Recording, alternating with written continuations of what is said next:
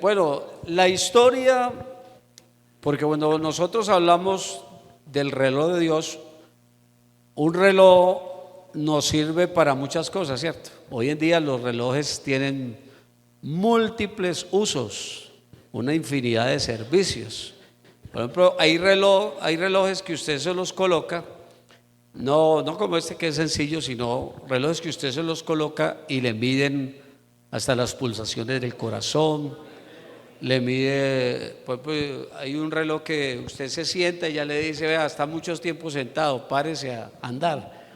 Y así sucesivamente, o sea, la tecnología ha avanzado y la inteligencia de tal manera que ayuda mucho al ser humano en una cantidad o en el desarrollo de su vida.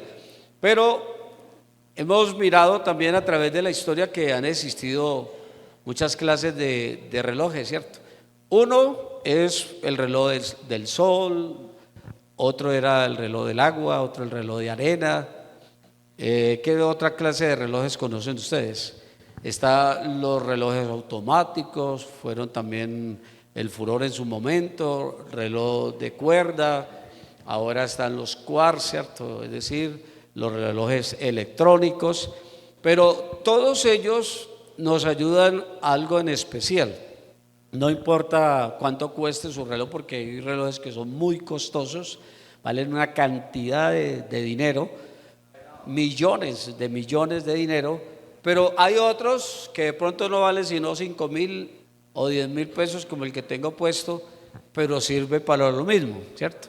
Es decir, miden la hora igual y usted puede en ese reloj mirar igual que en el que cuesta 50 o 30 millones de pesos.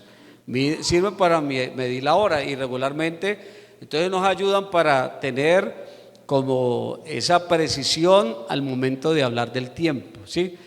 Ahora, cuando nosotros hablamos del reloj de Dios, obviamente estamos hablando de un reloj de manera simbólica, ¿cierto? Porque el Señor, diríamos nosotros, no tiene un reloj como el nuestro, pero sí dentro de las Escrituras, dentro de la palabra del Señor, encontramos el reloj, porque cada profecía, cada acontecimiento, todo lo que el Señor dijo se ha venido cumpliendo, al pie de la letra. ¿Cómo nos damos nosotros cuenta de cada acontecimiento cuando se cumple? Precisamente cuando estamos viendo la realización de las cosas y nos acordamos o vamos a la Biblia y la Biblia dice esto, y entonces la podemos encontrar allí. Pero dentro de estos acontecimientos y reloj de Dios, que es la palabra profética, la palabra del Señor, encontramos algo bien particular, que es la historia de Israel, ¿cierto? Hay gente que dice que Israel es el reloj de Dios, pero yo le diría, es parte de lo que es el reloj de Dios. Porque ¿qué hizo el Señor con Israel? Israel se metió como una pausa, es decir, Dios metió el programa con Israel en pausa, ¿cierto? Como usted tomar una grabadora y ponerla en pausa. Entonces puso en pausa lo que es la vida, la historia y los acontecimientos con Israel, y entonces le dio play o abre un nuevo capítulo para lo que es los acontecimientos con la iglesia. ¿Cuándo se renueva ese play con Israel? Cuando la iglesia entonces sea levantada. Pero es muy importante también, obviamente, lo que dice las Escrituras acerca de Israel y también de su capital, Jerusalén, y se encuentra íntimamente ligadas al cumplimiento de los planes eternos de Dios y el reloj profético que incluye los últimos tiempos. Entonces, mire, resulta sorprendente, de ahí que debamos de tener en cuenta qué está ocurriendo para estar apercibidos del fin que se avecina. La verdad que cada acontecimiento en el Medio Oriente es como una alerta, ¿cierto? Y nos pone a todos como en alerta. Y es verdad, porque todo empezó por allá. Entonces la historia del pueblo judío comenzó hace aproximadamente 3.800 años aproximadamente, cuando el Señor llama a Abraham de Ur de los Caldeos. Y el Señor le había dicho a Abraham, Génesis capítulo número 12, el verso número 1 al 3. Pero Jehová había dicho a Abraham: vete de tu tierra y de tu parentela y de la casa de tu padre a la tierra que te mostraré, y haré de ti una gran nación, y te bendeciré y engrandeceré tu nombre, y serás bendición. Bendeciré a los que te bendijeren, y a los que te maldijeren maldeciré, y serán benditas en ti todas las familias de la tierra. Bendito sea el Señor. Ahí empezó todo con este pueblo.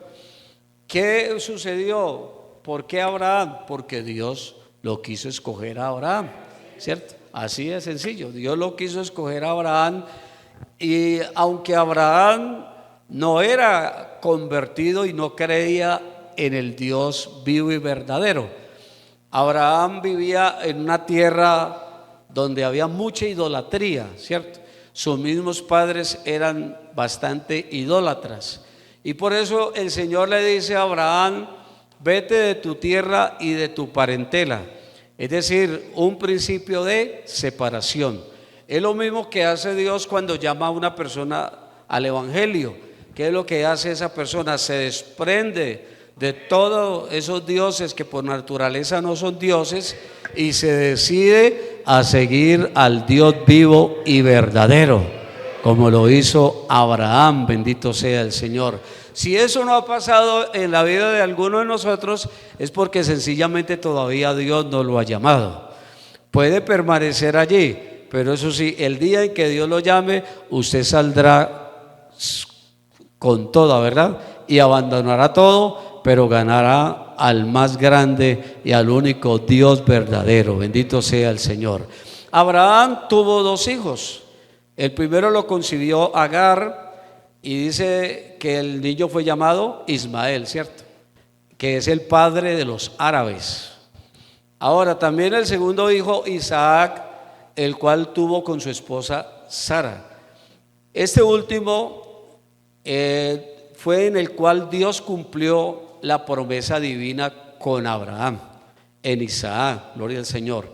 Ahora vamos a leer lo que dice en Deuteronomio capítulo número 7, el verso 6 al 9. Dice: porque tú eres pueblo santo para Jehová tu Dios. Jehová tu Dios te ha escogido para serle un pueblo especial, más que todos los pueblos que están sobre la tierra.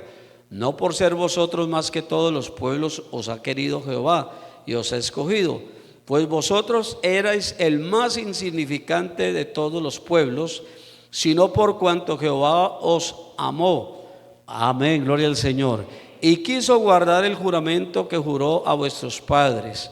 Os ha sacado Jehová con mano poderosa y os ha rescatado de servidumbre, de la mano de Faraón, rey de Egipto. Conoce pues que Jehová tu Dios es Dios, Dios fiel, que guarda el pacto y la misericordia a los que le aman y guardan sus mandamientos hasta 1000 generaciones. Bendito sea el Señor. Dios escogió al pueblo de Israel para sí. Lo hizo un pueblo de su propiedad, no porque eran más que todos los pueblos, sino sencillamente porque a Dios le plació. Amén. Ellos hallaron gracia ante el Señor, y el Señor entonces los llamó a ser parte de su pueblo, a ser su pueblo. Bendito sea el Señor.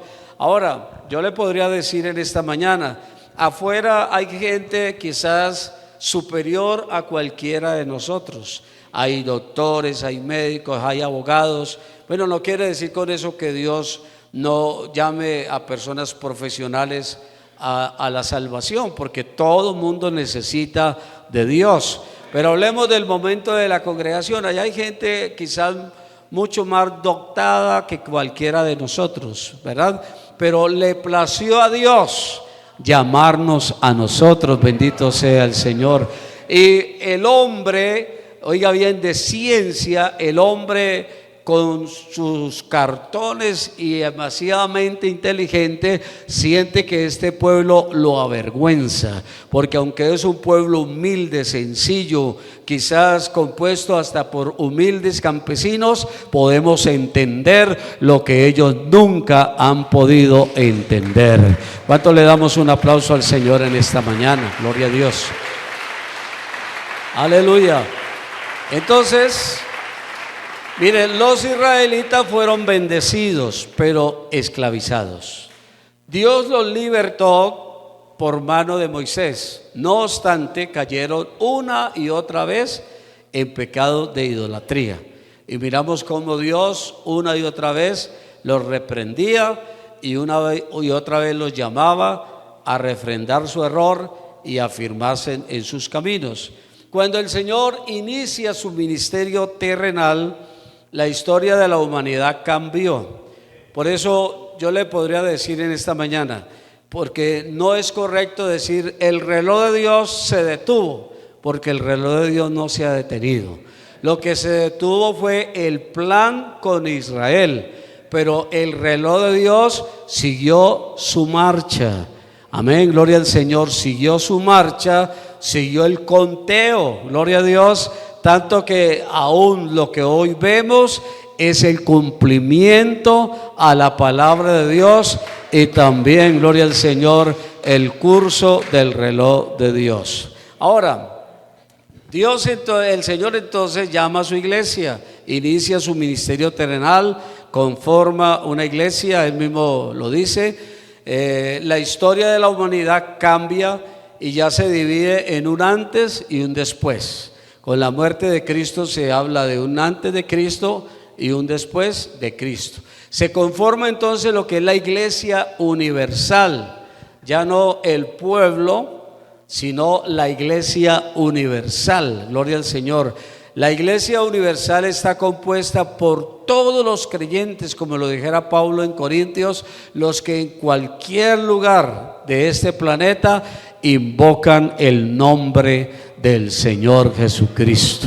¿Usted qué nombre invoca? A ver, conmigo, diga el nombre del Señor Jesucristo. Aleluya. Ahora, profecía sobre la iglesia, porque todo esto es cumplimiento de lo que es el derrotero del reloj de Dios. El Señor Jesús había profetizado la destrucción del templo de Jerusalén. Había profetizado esto.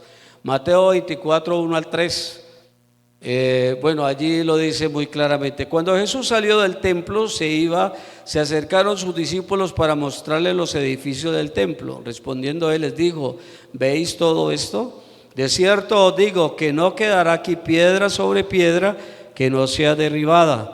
Y estando él sentado en el monte de los olivos, los discípulos se le acercaron aparte diciendo: dinos, ¿cuándo serán estas cosas? ¿Y qué señal habrá de tu venida y del fin del siglo? ¿Qué es lo que estaba hablando el Señor? Estaba hablando anticipadamente de lo que iba a ser la destrucción del templo y en sí de toda Jerusalén. Por eso, años más tarde, en el año 70 después de Cristo aproximadamente, un emperador romano se encargó con su ejército de destruir, de devastar la ciudad y de destruir el templo. Allí se cumplió esta escritura: el templo fue destruido. ¿Cuál templo? El que construyó Salomón, el primer templo. Amén, bendito sea el Señor. Desde entonces se produjo lo que es el desplazamiento masivo de judíos a donde quiera que fueron, es decir, fueron esparcidos por toda la faz de la tierra. Conservaron su identidad, no obstante, no eran propietarios de la tierra, sino peregrinos por donde iban, eran nómadas. Se volvieron blancos de persecución y también el claro propósito de exterminio por las persecuciones, y uno de los personajes que más sale en la historia acerca de esto es Adolfo Hitler, el cual ordenó la muerte de aproximadamente unos 6 millones de judíos. en los campos de concentración y por toda Europa, en algunos países que le copiaron a él. Entonces, su objetivo era aniquilarlos, destruirlos, desaparecerlos de la faz de la tierra. ¿Por qué no lo lograron? Aunque alcanzaron a morir 6 millones, pero no lo lograron exterminar. ¿Por qué? Porque este es el pueblo de Dios, que el Señor le había dado sus promesas allá con Abraham. Bendito sea el Señor. Ahora también podemos nosotros leer lo que está en San Lucas 21:24. Mira lo que dice allí el cumplimiento. Y caerán a filo de espada y serán llevados cautivos a todas las naciones, y Jerusalén será hollada por los gentiles hasta que los tiempos de los gentiles se cumplan. Amén. Mire, el reloj entonces y el propósito del programa con Israel tiene una pausa, ¿verdad? Hasta que entre la plenitud del número de los gentiles. Entonces ya los gentiles no necesitamos volvernos judíos ni tampoco israelitas, sino que los gentiles lo que necesitamos es convertirnos a Cristo. ¿Cuánto le damos una alabanza fuerte al Señor? Aleluya. Entonces, vemos hoy por hoy que los judíos han venido regresando a Jerusalén, ¿cierto? Y se habla de una ocupación aproximadamente del 70% de judíos en Jerusalén. También entre el 30% restante están musulmanes, bueno, le llaman así religiones cristianas, están también los drusos y una población flotante o no calificada de religión. O sea, si usted va a Jerusalén, se va a encontrar que hay también mucho libertinaje.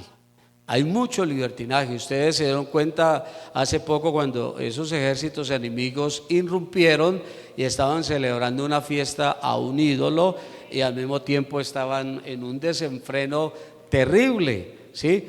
Entonces usted va a Jerusalén y se va a encontrar con esa parte de habitantes también, pero también se va a encontrar con una parte de lo que son los judíos, es decir, personas que siguen la religión y las creencias desde Abraham. Bendito sea el Señor. ¿Cuánto le damos una alabanza al Señor en esta mañana? Gloria a Dios. Entonces, el regreso del pueblo judío a su tierra todavía está en proceso. Se habla que ha regresado una parte, pero todavía tienen que regresar más. Otra profecía relevante es la reconstrucción del templo, ¿cierto? En ruinas. Y hoy sobre uno de los costados del terreno donde se erigía allí el templo. ¿Cuál templo? El primer templo. ¿Quién lo construyó? Salomón, ¿cierto? Resulta que se habla del tercer templo. ¿Por qué? Porque han existido dos templos. El templo de Salomón, que construyó Salomón, o el templo que construyó, que tuvo en el corazón al rey David construirle a Dios, que también es el santuario, también se llama el tabernáculo de David. También existió el templo que construyó el rey Herodes. Aunque se habla del tercer templo, pero prácticamente yo le diría que Dios cuenta solamente con dos: con el que construyó Salomón, que lo destruyeron los ejércitos romanos, y el tercer templo que todavía no se ha construido, que está preparándose para ser construido. Lo que pasa es que donde tiene que estar el templo, allá hay una mezquita de los árabes, y usted sabe cómo es de caliente esa situación, ¿cierto? Allí, tanto que hay una frontera, allá no puede entrar todo mundo. Allá para poder entrar hay que cumplir unos protocolos a lo que es la mezquita de Omar. Allí existió el templo de Salomón. Ahora, en el capítulo 40 y 47, eso nos va a quedar muy duro leerlos, pero usted los va a leer en la casa, 40 y 47 de Ezequiel, allí están los planos. Esos planos que Dios le mostró en visión a Ezequiel, esos planos para la construcción o la reconstrucción del templo no fueron utilizados por Herodes. No, a Herodes no le importaba nada de lo que era el pueblo judío, el propósito de Dios. Él simplemente, para ganar popularidad, quiso construirle un templo a los judíos, pero no es el templo que el Señor mandó a construir. Entonces allí en el capítulo 40 y 47 de Ezequiel, ahí sí va a encontrar los planos en la visión que Dios le mostró a Ezequiel. Esos planos que nunca fueron utilizados, pero que los judíos los tienen presentes para la construcción del tercer templo. Gloria a Dios. ¿Cuánto le damos alabanza al Señor en esta mañana? Gloria a Dios. Todo eso va en cumplimiento de lo que es las manecillas del reloj. Van midiendo el tiempo, ¿cierto? Van midiendo el tiempo. Ahora, ¿qué esperamos nosotros como iglesia? Nosotros esperamos como iglesia el regreso del Señor Jesús. Bueno, apenas dijeron amén 3, a ver. O sea que apenas nos vamos a ir 3. A ver, vamos a preguntar nuevamente. Nosotros como iglesia esperamos el regreso del Señor Jesús. Gloria a Dios. Se oyó mejor, ¿verdad? Entonces el reloj profético de Dios no se detiene. Nunca se ha detenido. Todo lo que hoy vemos es cumplimiento fiel de lo que Dios ha dicho. Entonces todo cuanto se profetizó se está cumpliendo al pie de la letra. Entonces bien nos va a repasar este pasaje. Vamos a repasarlo. San Mateo capítulo número 25, ¿sí? San Mateo capítulo número 25. Gloria al Señor. Bueno, ¿qué nos habla San Mateo capítulo número 25? A ver. Gloria al Señor. Sí lo tenemos ahí, ¿no? Bueno, entonces vamos a leerlo así. Entonces el reino de los cielos será semejante a 10 vírgenes que tomando sus lámparas salieron a recibir ¿qué? Al esposo. 5 de ellas eran ¿qué? Prudentes, y 5 de ellas insensatas. Las insensatas tomando sus lámparas no tomaron consigo aceite, mas las prudentes tomaron aceite en sus vasijas juntamente con sus lámparas. Y tardándose el esposo, cabecearon todas y se durmieron. Sigamos. Y a la medianoche se oyó un clamor: aquí viene el esposo, salí a recibirle. Entonces todas aquellas vírgenes se levantaron y arreglaron sus lámparas. Y las insensatas dijeron a las prudentes: danos de vuestro aceite, porque nuestras lámparas se apagan.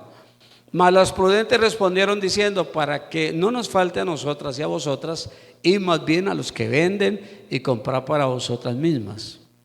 Pero mientras ellas iban a comprar, vino el esposo, y las que estaban preparadas entraron con él a las bodas, y se cerró la puerta. Después vinieron también las otras vírgenes diciendo: Señor, Señor, ábrenos. Mas él respondiendo dijo: de cierto os digo que no os conozco. Velad pues, porque no sabéis el día ni la hora en que el Hijo del Hombre ha de venir. Gloria al Señor. O sea que el reloj, sabemos cuándo comenzó, digamos, a andar, ¿sí? Sabemos cuándo inició, porque fue desde la orden que dio Artajerjes para volver a reconstruir Jerusalén. Allá partió, pero no sabemos cuándo el reloj se vaya a detener. Ahora, ¿por qué causa? Porque yo le diría una cosa. Dentro del reloj de Dios, bueno, se mide el tiempo y el plan para Israel, 1. Se mide el tiempo y el plan para la iglesia, 2. Y se mide el plan y el tiempo para los demás gentiles, los que no conocen de Dios. Entonces el reloj de Dios no se detuvo cuando Él puso el pause con su propósito con Israel, pero tampoco el reloj de Dios se va a detener cuando el Señor levante a su iglesia. Pero ahora entendamos lo siguiente: dentro de ese propósito de Dios y el tiempo que nosotros podemos llamar en el reloj de Dios, sí existe horas ceros para determinados grupos de personas. Ahora, ¿cuál es la hora cero o qué es la hora cero? La hora cero prácticamente es el cierre de toda oportunidad. Se acaba la oportunidad. Cuando un ser humano llega a la hora cero, muere, deja de existir aquí en la tierra, ¿cierto? Deja de existir aquí en la tierra. Esa es la hora cero para él, hablándolo humanamente. Ahora, si hablamos dentro del plan y el proyecto y el propósito de Dios, la hora cero para la iglesia del Señor, para su pueblo, es cuando Él levante a su iglesia. Amén, gloria al Señor. Qué bueno que todos en esta mañana lo creamos. A ver, denle ese aplauso al Señor. Esa será la hora cero. Por eso entonces, esta iglesia, al igual que las vírgenes sensatas, no las insensatas, aunque sí hay dentro de la iglesia, yo creo que unos poquitos, pero pasan por allí, ¿cierto? ¿Qué espera Dios? Dios espera no encontrarnos en nuestra insensatez, sino que seamos sensatos. Es decir, que hayamos preparado nuestras lámparas y también las hayamos llenado de aceite. Entonces, esas vírgenes representan a la iglesia del Señor que está esperando su segunda venida. ¿Y qué dice? Velad pues, porque no sabéis ni el día ni la hora. Amén, gloria al Señor. Ni el día ni la hora. El Señor puede demorarse 100 años, o como Él puede venir ahora mismo. Amén, gloria al Señor. Por eso usted trabaje, sea buen padre, sea buena esposa, sea buen esposo, o sea buen hijo o hija, como si el Señor se demorara 1000 años. Pero esté preparado, hermano, a como si el Señor llegara ahora mismo. ¿Sí o no, hermanos? Gloria al Señor. ¿Cuánto nos alegramos de estas promesas maravillosas de Dios? Aleluya. Entonces, en cualquier momento podemos escuchar la llamada de medianoche. Podemos en cualquier momento escuchar el sonido de la trompeta final que anuncia el regreso de nuestro amado Dios y Salvador. Bendito sea el Señor. Ahora, la palabra es muy clara cuando nos enseña, por lo cual os decimos esto. Mira lo que dice en Primera de Tesalonicenses. Vamos a leer Primera de Tesalonicenses, capítulo número 4. Primera de Tesalonicenses, capítulo número 4. ¿Sí encontraron? Gloria al Señor. Bueno, dice de la siguiente manera: por lo cual os decimos esto en palabra del Señor, que nosotros que vivimos, que habremos quedado hasta la venida del Señor, no precederemos a los que durmieron, porque el Señor mismo, con voz de mando, con voz de arcángel y con trompeta de Dios, descenderá del cielo, y los muertos en Cristo resucitarán primero. Luego nosotros, los que vivimos, los que hayamos quedado, seremos arrebatados juntamente con ellos en las nubes para recibir al Señor en el aire, y así estaremos siempre con el Señor. Gloria a Dios. Algunos hablan del rapto de la iglesia, pero pues no sé, yo casi no me identifico con esa palabra, con esa expresión. Si usted la quiere usar, úsela, pero casi no me identifico con esa expresión. ¿Sabe por qué? Porque raptar es como apropiarse o adueñarse de lo que no es de uno, ¿cierto? Arrebatarle a alguien lo que no es de uno. Pero resulta que la iglesia sí tiene un dueño. Amén, gloria al Señor, en propiedad. Y ese dueño se llama Jesucristo. Bendito sea el Señor. Él no viene a raptar, Él viene es a llevarse a sus escogidos, los que han hecho con Él pacto con sacrificio de los 4 extremos de la tierra. Bendito sea el Señor. Entonces conviene estar vigilante en todo momento. La iglesia del Señor tiene que velar en todo momento. Mira lo que dice también en San Lucas, Evangelio según San Lucas, capítulo 12. Vamos a leer allí esta palabra maravillosa. Apunten los textos para que los lea más despacio en la casa, pero aquí los queremos leer para que podamos apoyar lo que estamos hablando en esta mañana. San Lucas 12:35. Estén ceñidos vuestros lomos y vuestras lámparas encendidas, y vosotros sed semejantes a hombres que aguardan a que su Señor regrese de las bodas, para que cuando llegue y llame le abran enseguida. Bienaventurados aquellos siervos a los cuales su Señor cuando venga halle velando. De cierto os digo que se ceñirá y hará que se siente a la mesa y vendrá a servirles, aunque venga a la segunda vigilia, aunque venga a la tercera vigilia. Si los hallare así, bienaventurados son aquellos siervos. Pero sabe esto, que si supiese el padre de familia a qué hora el ladrón habría de venir, velaría ciertamente y no dejaría minar su casa. Vosotros pues también estad preparados, porque a la hora que no penséis, el Hijo del Hombre vendrá. Entonces Pedro les dijo: Señor, ¿dices esta parábola a nosotros o también a todos? Y dijo el Señor: ¿quién es el mayordomo fiel y prudente, al cual su Señor pondrá sobre su casa para que a tiempo les dé su ración? Bienaventurado aquel siervo al cual cuando su Señor venga le halle haciendo así. En verdad os digo que le pondrá sobre todos sus bienes. Mas si aquel siervo dijere en su corazón: mi Señor tarda en venir, y comenzare a golpear a los criados y a las criadas, y a comer y a beber y a embriagarse, vendrá el Señor de aquel siervo en el día en que éste menos espera y a la hora que no sabe, y le castigará duramente y le pondrá con los infieles. Aquel siervo que, conociendo la voluntad de su Señor, no se preparó ni hizo conforme a su voluntad, recibirá muchos azotes. Mas el que sin conocerle hizo cosas dignas de azotes, será azotado poco. Porque todo aquel a quien se haya dado mucho, mucho se le demandará. Y aquel a quien mucho se le haya confiado, más se le pedirá. Amén, bendito sea el Señor. Entonces la consigna y el mensaje siempre es: debemos vivir preparados. Debemos de vivir listos, bendito sea el Señor. No podemos desfallecer, no podemos entrar a un conformismo espiritual. No, yo ya soy de Cristo, ¿cierto?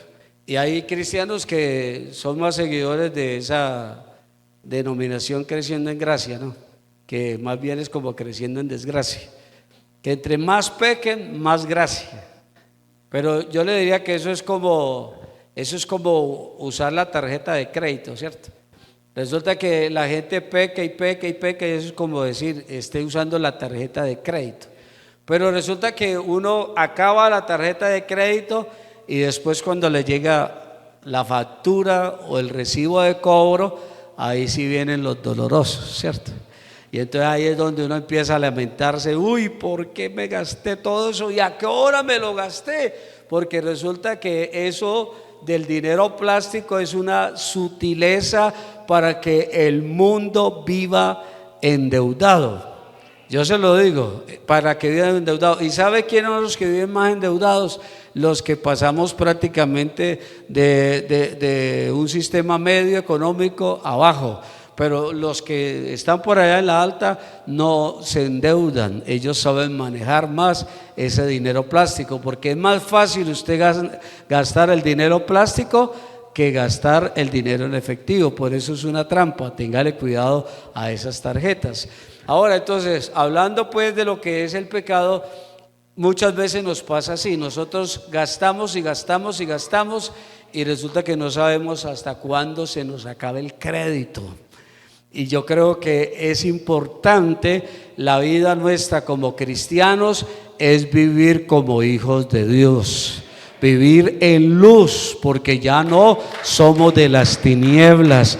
Toda práctica oscura, toda práctica que el Señor no avale y que no vaya con su voluntad, así sea homosexualismo, lesbianismo, hay que refrenarlo: adulterio, fornicación, borracheras, orgía, bueno, y todas aquellas cosas que habla la Biblia en Gálatas 5:19, hay que ponerle un stop y hay que empezar a andar como hijos de Dios.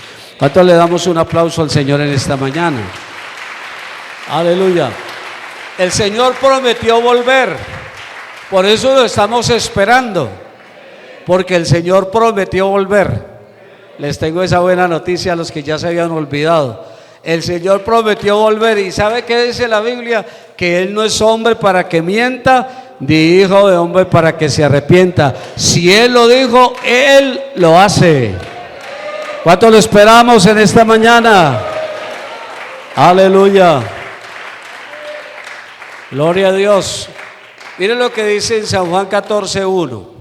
San Juan 14:1 al 4. No se turbe vuestro corazón, creéis en Dios, creed también en mí. En la casa de mi Padre muchas moradas hay. Si así no fuera, yo os lo hubiera dicho. Voy pues a preparar lugar para vosotros. Y si me fuere y os preparare el lugar, vendré otra vez y os tomaré a mí mismo, para que donde yo estoy, vosotros también estéis. Y sabéis a dónde voy y sabéis el camino. Bendito sea el Señor. Eso lo prometió el Señor. Voy, pero regresaré y os tomaré a mí mismo. ¿Sabe por qué dice así? Porque es que la iglesia es el cuerpo del Señor. Él es la cabeza y este es su cuerpo. Por eso dice, os tomaré a mí mismo. Gloria al Señor, aleluya. Porque la iglesia no es un ente aparte, no. Esta iglesia tiene una cabeza, bendito sea el Señor, y somos el cuerpo del Señor. Y sabe también, el cuerpo es que tiene el corazón, aleluya. Y Él dijo que donde está el tesoro del hombre está también su corazón. Yo le digo continuamente, día y noche, el Señor tiene cuidado de nosotros, porque acá está su corazón. ¿Sí lo ama usted el Señor, hermanos?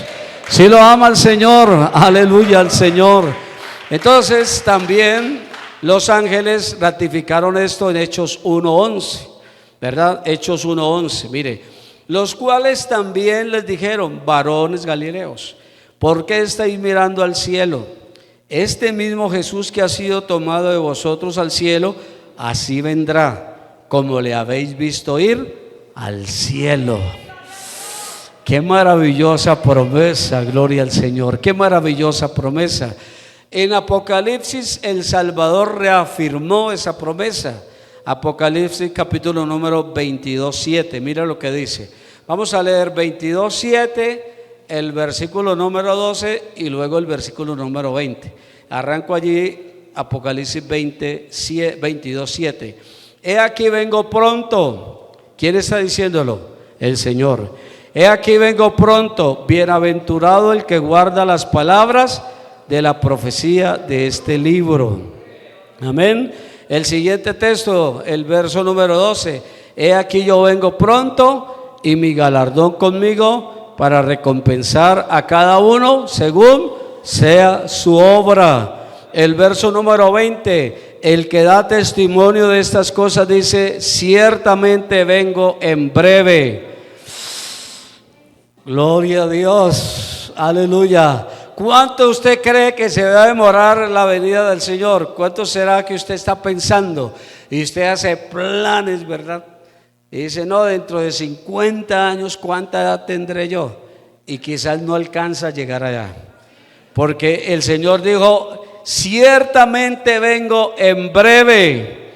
Amén. Sí, ven Señor Jesús. Amén, gloria al Señor. Entonces el que prometió venir dice, ciertamente vengo en breve. Y la que lo está esperando, que somos nosotros, le dice, oh Señor, ven pronto. Ven breve, Señor, aleluya. ¿Sabe por qué? Porque lo estamos esperando. Pero el que no lo está esperando, sí está triste en esta mañana y sentirá miedo. Pero el que está preparado y lo estamos esperando, nuestra alegría es que muy pronto nos vamos a reunir con Él. ¿Será que usted lo está esperando, hermanos? ¿Será que usted lo está esperando? Dele un aplauso al Señor en esta mañana. Aleluya al Señor, aleluya al Señor.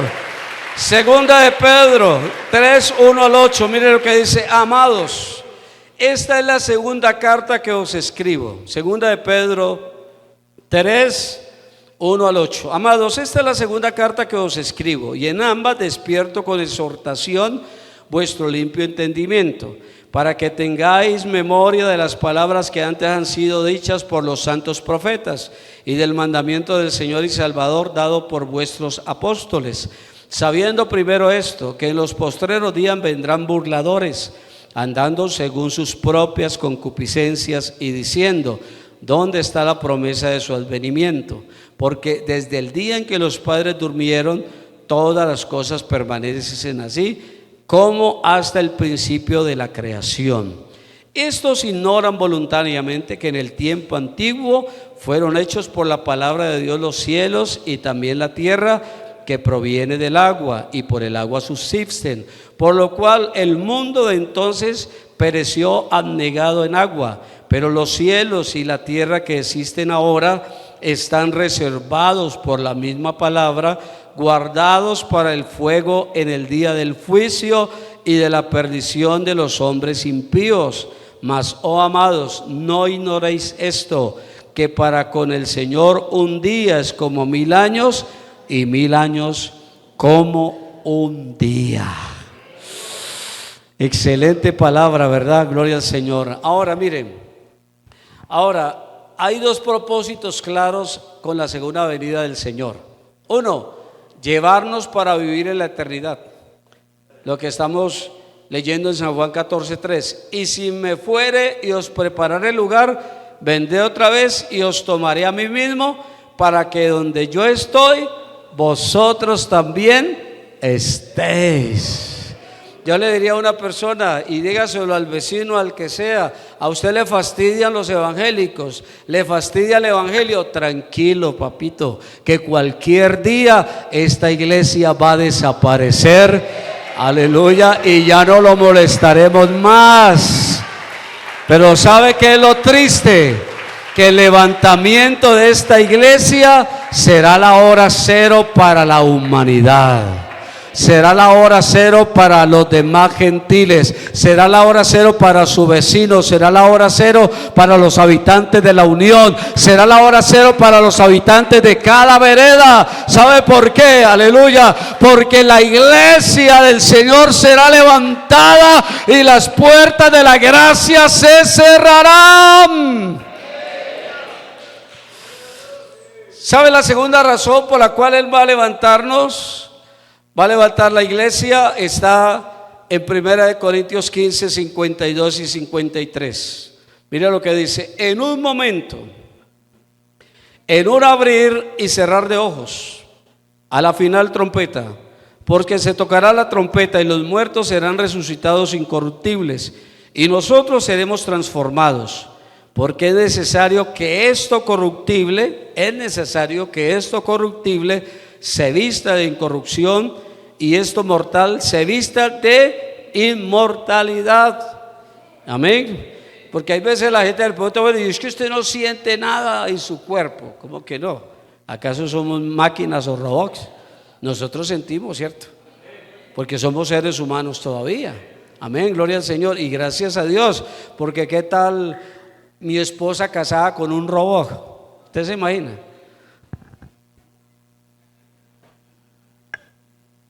Blanca, prográmame para mañana. No, un robot no tiene los sentimientos que nosotros tenemos, porque nosotros como seres humanos somos afectivos. ¿Y sabe qué hago yo cada que me despierto? Le doy un besito a mi esposa. Ese amén se escuchó muy poquito. Quiere decir que es como de queja ese silencio, ¿cierto? Muy poquitos dijeron amén, pero qué bueno que suceda en todos los hogares de la iglesia pentecostal en la Unión. Entonces, esto corruptible se tiene que vestir de incorrupción. Por eso el Señor levantará su iglesia, porque vamos a vivir la eternidad. Y la carne y la sangre, es decir, este cuerpo no puede heredar el reino de los cielos. Por eso el Señor levanta su iglesia y transformará el cuerpo de la humillación nuestra para que sea semejante al cuerpo de su gloria. Amén, bendito sea el Señor. Ahora que la gente diga, ¿cómo así? Ese pastor tan flaco y el Señor se lo va a llevar. Ah, bueno, quizás por lo que es flaco vuela más rápido, pero usted que es tan gordito se lo va a llevar al Señor. Tranquilo, que cuando el Señor nos levante no va a haber ni gorditos ni flaquitos. El Señor nos va a levantar, aleluya, al Señor con un cuerpo semejante al suyo, un cuerpo de gloria, aleluya al Señor. Y mire, y si no lo conocen, tranquilo, dice primera de Juan 3:2, amados, ahora somos hijos de Dios, porque usted es un hijo de Dios. Diga conmigo, ahora somos hijos de Dios. Bueno, hermano, yo quiero que todos lo afirmemos.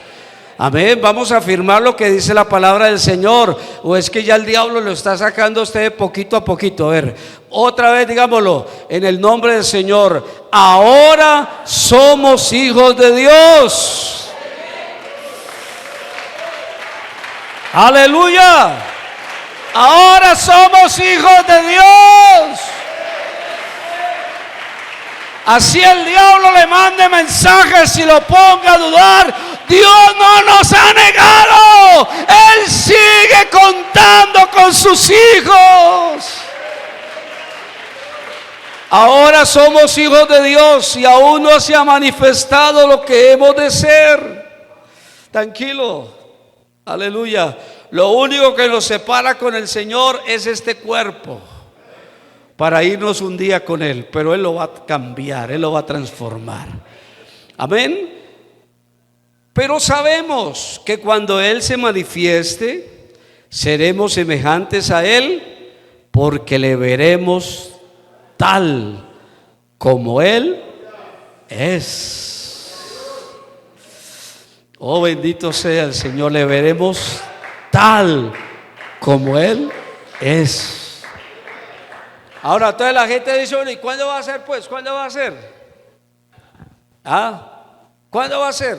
Por ahí hay una religión que en su revista sacó que el mundo se acababa varias veces. Falsos profetas. Pero cuando no se acabó, entonces ahora ya dicen, no, el mundo no se va a acabar, no va a ser destruido. O solamente se va a destruir una parte, la otra parte va a permanecer. Va a haber un paraíso aquí en la tierra. ¿Cuál paraíso?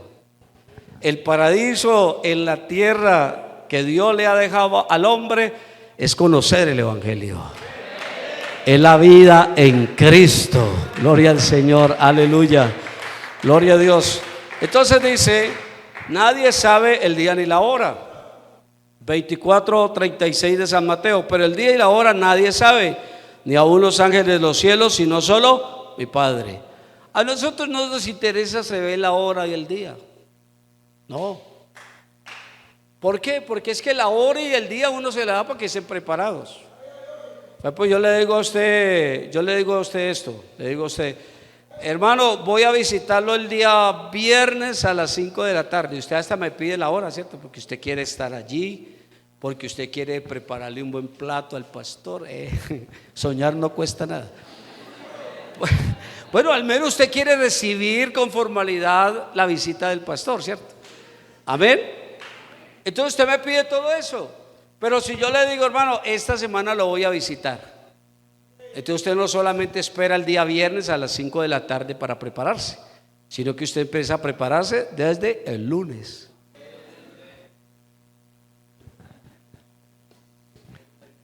Nadie sabe el día ni la hora, pero esta iglesia no lo necesita. No, esta iglesia vive preparada y tenemos que vivir preparados. Todos, hermanos, sin excepción. Entonces yo digo, ¿por qué es que muchas veces dejamos tantas cosas pendientes hasta para el otro día?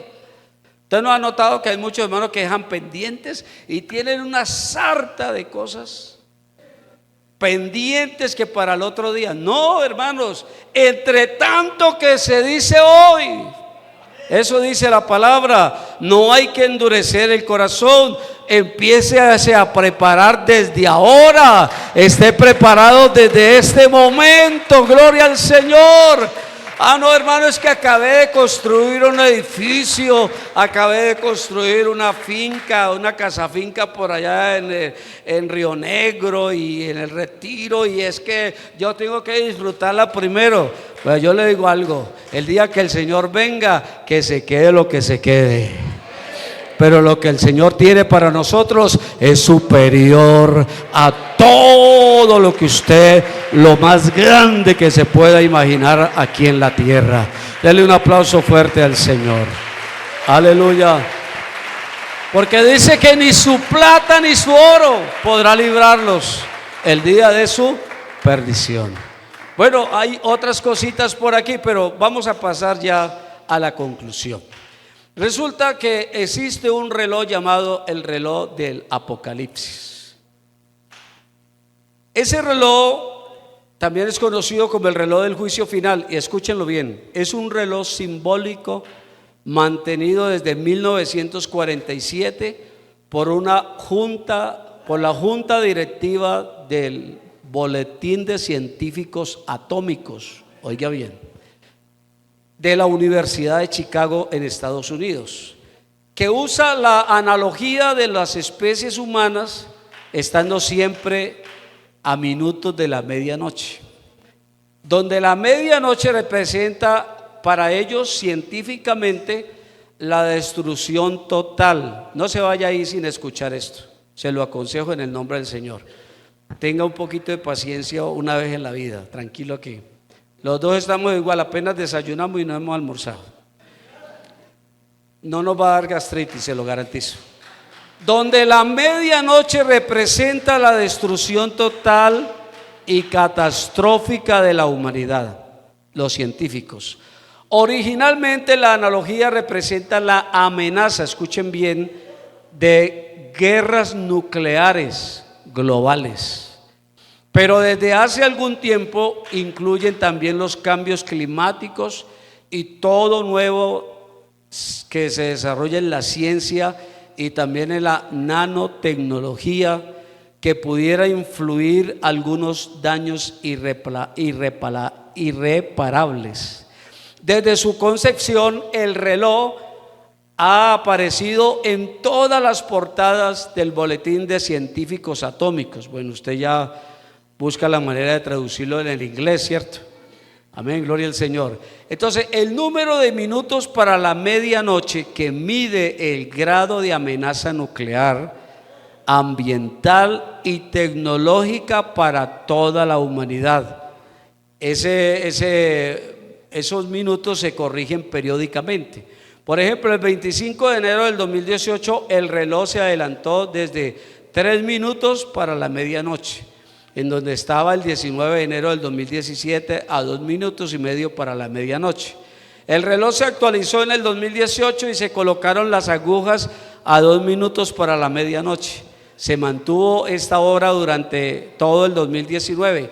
En el 2020 se adelantaron 20 segundos y en el 2023, a raíz de lo que fue la guerra en Ucrania, entonces otros 10 segundos, quedando ese reloj a 90 segundos para la medianoche.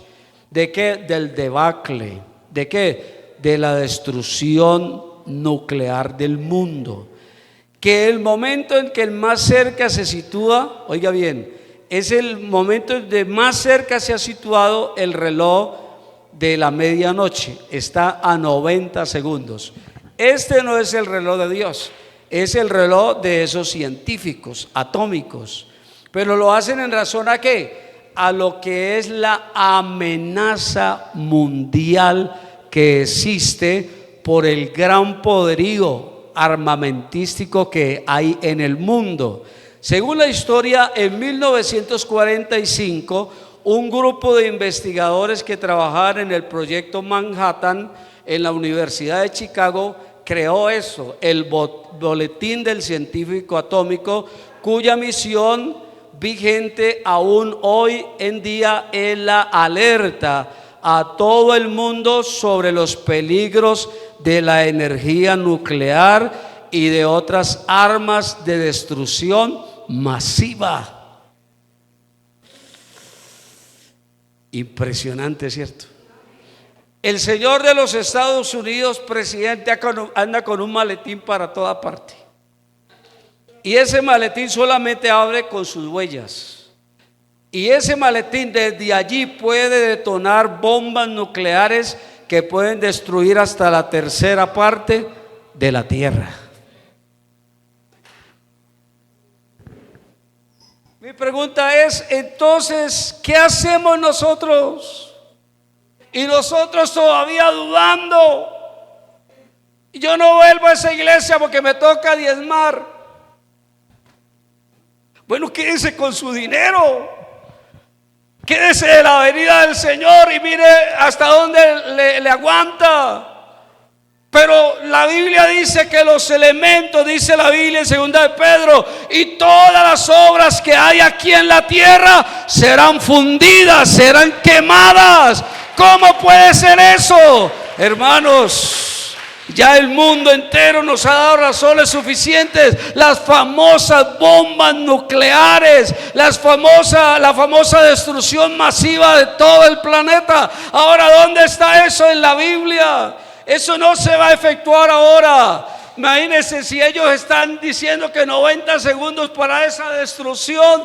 Ahora dígame usted que si pudiéramos en ese reloj medir los acontecimientos para la iglesia que ya están para pasar, podríamos decir, si ellos hablan de 90 segundos, nosotros tenemos que hablar quizás de 3 segundos o de 1 segundo nomás. Es decir, la venida del Señor está más cerca que lo que esto científicos se imaginan y lo que la iglesia puede llegar a pensar y lo que el mundo pueda llegar a dudar. ¿Sabe cuándo se van a detonar todas esas bombas? Yo le voy a invitar para que leamos Zacarías 14:2. Aleluya al Señor. Allí se van a detonar todas esas bombas y con esto vamos a terminar. Zacarías 14:2. Amén, gloria al Señor. Perdone que le haya retrasado el almuerzo unos 8 minuticos más, pero yo le digo algo, llegará un día quizás que usted va a salir de una dominical y ya no va a alcanzar a almorzar, porque el Señor lo va a levantar. Llegará un día que usted va a salir de un culto en la noche y no va a alcanzar llegar ni siquiera a dormir, porque el Señor lo va a levantar. Miren los efectos de lo que es las bombas nucleares. Se dice que cuando estallaron las bombas de Hiroshima y Nagasaki en Japón, que fue en la Segunda Guerra Mundial, cuando ya Estados Unidos estaba perdiendo la guerra, entonces explotaron esas 2 bombas nucleares y según, métase usted y estudie lo que está allí escrito, y dicen que su radio de afectación fueron kilómetros. Fueron kilómetros y hubieron personas, se habla de historia que hubo un japonés que estaba sentado en una piedra, pero los efectos de la bomba nuclear que estallaron allí, estaba a kilómetros sentado en una piedra. Dice que los efectos hicieron que se derritiera la piedra y que él quedara allí fundido en esa piedra. Y yo le digo, eso fue cuando usaron la primera bomba nuclear. Ahora la tecnología y ellos han avanzado más en ese material bélico. Entonces mire lo que dice aquí en Zacarías 14:2: porque yo reuniré a todas las naciones para combatir contra Jerusalén, y la ciudad será tomada y serán saqueadas las casas. ¿Y qué más? Y violadas las mujeres, y la mitad de la ciudad irá en cautiverio. Amén, bendito sea el Señor, aleluya. Vamos a leerlo, a ver, Zacarías 14:12, 14:12, vamos a leerlo allí. ¿Sí lo encontramos? 14:12, aquí lo tenemos listo. Y esta será la plaga con que herirá Jehová a todos los pueblos que pelearon contra Jerusalén. Mira los efectos de la bomba nuclear. La carne de ellos se corromperá estando ellos sobre sus pies. ¿Qué quiere decir que la carne se corromperá? Es decir, la carne se va a derretir. se va a deshacer, estando ellos sobre sus pies. ¿Y qué más dice? Estando ellos sobre sus pies, y se consumirán en las cuencas sus ojos, y la lengua se le deshará en su boca. ¿Cuándo pasará todo eso, iglesia? Cuando Dios reúna a todas las naciones contra Jerusalén. Bendito sea el Señor. ¿Cuándo pasará? Después del levantamiento de esta iglesia. Usted no lo espere antes, es después del levantamiento de esta iglesia. Y el que le diga lo contrario le está mintiendo. ¿Sabe por qué? Porque el Señor a esta iglesia le dijo: yo te guardaré del día de la ira que ha de venir sobre el mundo entero, para probar a los habitantes del mundo entero. El Señor nos prometió guardarnos, y ¿sabe cuál es el único lugar seguro? Aleluya, va a ser el regazo del Señor, va a ser de allá donde salimos, de su costado. Gloria al nombre del Señor. Por eso le digo, iglesia, en este momento, deje de pegarse de simplezas, deje de estar peleando por bobadas, afirme sus corazones, afirme sus pasos, porque la venida del Señor se acerca. ¿Cuánto le estamos esperando? Dele ese aplauso al Señor. Dele ese aplauso al Señor. Únicamente los que lo están esperando. Los que no lo esperan, no lo aplaudan, tranquilos. Oh, aleluya. Dios seguro les esperará que se preparen, pero hoy es el día, aleluya, de prepararnos. Colóquese sobre sus pies, te da la bondad. Colóquese sobre sus pies, dele ese aplauso. Pero ¿quién le dijo que dejara de aplaudir al Señor? No deje de aplaudir al Señor. Aquí los aplausos no son para mí. Los aplausos no son siquiera lo que yo hablo, digo, no. Los aplausos son para el Señor, aleluya. Los aplausos son para el Señor, aleluya. Los aplausos son para el Señor, aleluya. Oh, aleluya, prepárese. Reciba el don del Espíritu Santo, el bautismo del Espíritu Santo ahora mismo. Hable nuevas lenguas. Dele ese aplauso, dele ese aplauso. Tranquilo, que un día ya no volveremos a culto. Tranquilo, hermanos. Aleluya, va a haber un culto por toda la eternidad. 7 años de culto. Aleluya.